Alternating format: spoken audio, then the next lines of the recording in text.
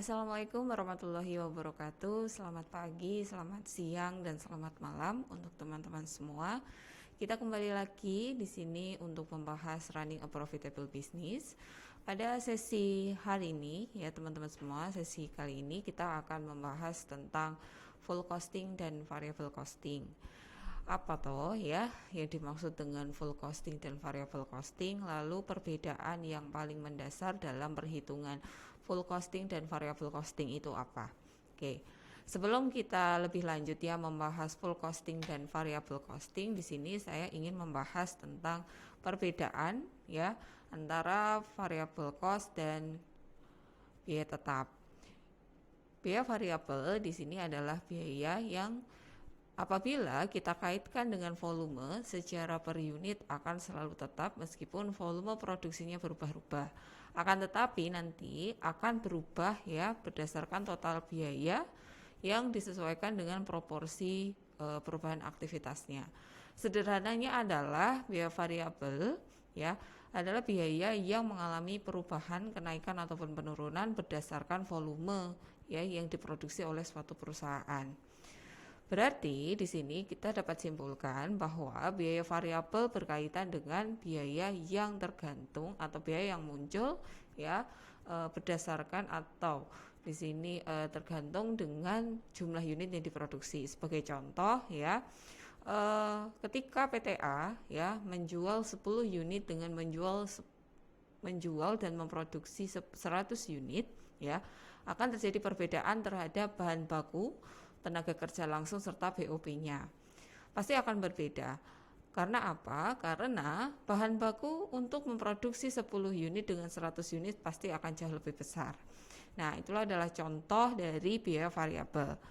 Kalau biaya tetap di sini ya teman-teman adalah biaya yang secara keseluruhan tidak mengalami perubahan ya walaupun jumlah produksinya ya itu berubah. Contohnya apa? Contohnya adalah biaya investasi awal ya. Biaya investasi awal adalah biaya yang dikeluarkan oleh perusahaan ya untuk memulai suatu bisnisnya. Contohnya apa? Gedung ya. Lalu contohnya apalagi Bu? Contohnya di sini kita kaitkan dengan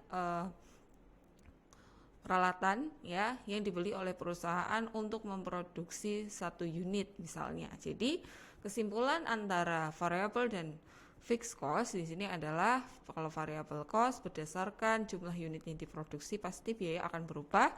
Kalau fixed dia tetap dari awal berdiri perusahaan hingga saat ini dan tidak akan mengalami perubahan berapapun jumlah unit yang diproduksi. Oke, kita langsung masuk ya teman-teman semua. Oke, full costing ya ataupun variable costing merupakan metode penentuan harga pokok produksi yang mana akan kita jadikan acuan untuk menentukan harga jualnya ya. Full costing atau kita sebut sebagai absorption atau conventional costing. Lalu ada variable costing ya, direct costing. Kenapa direct costing ya? Contohnya di sini tadi. Variable costing berkaitan dengan biaya yang ya berhubungan langsung ya atau bergantung pada jumlah unit yang diproduksi. Berarti langsung, teman-teman. Lalu kita akan membahas ya perbedaan baik itu secara teori maupun nanti secara hitungan. Full costing dan variable costing di sini kita bedakan. Yang pertama adalah penggolongan biaya. Ya, penggolongan biaya di sini menurut fungsinya. Lalu nanti apabila muncul pertanyaan, Bu, kalau dalam perhitungan bagaimana? Kalau dalam perhitungan ketika kita berbicara full costing, maka keseluruhan biaya diikut sertakan untuk menghitung harga pokoknya. Namun berbeda dengan harga pokok variabel. Kalau harga pokok variabel ya penggolongan biayanya berdasarkan atau menurut perilaku. Perilaku di sini ya kita bisa simpulkan berkaitan dengan apa? Jumlah unit. Jadi ketika aktivitas atau perilaku dalam sebuah perusahaan manufaktur banyak, otomatis dapat kita simpulkan maka jumlah produksinya itu banyak. Ya, jadi berubah-ubah. Lalu yang kedua biaya tetap ya. Biaya tetap menjadi unsur harga pokok produksi. Sedangkan kalau ketika kita berbicara variabel, biaya tetap menjadi unsur biaya periode. Ya, ingat karena berubah-ubah ya, maka akan menjadi unsur biaya periode. Lalu yang ketiga ya, bagaimana Bu ya ketika kita berbicara laporan laba ruginya ya. Kalau harga pokok penuh atau full costing di sini, penyusunan laporan laba rugi tanpa mencari contribution marginnya ya. Lalu kalau variabel di sini penyusunan rugi atau laba rugi dengan mencari kontribusi marginnya. Contohnya bagaimana Bu? Nah, contohnya di sini ketika kita berbicara atau kita menghitung ya penentuan harga berdasarkan full costing, teman-teman step pertama kali ya silahkan menghitung jumlah markup-nya dalam bentuk persentase ya. Jumlah markup di sini ya silakan ditambahkan keseluruhan biaya yang muncul ya, lalu dibagi dengan jumlah investasinya. Nanti kita akan bahas ya secara spesifik di kelas. Berbeda dengan variable costing.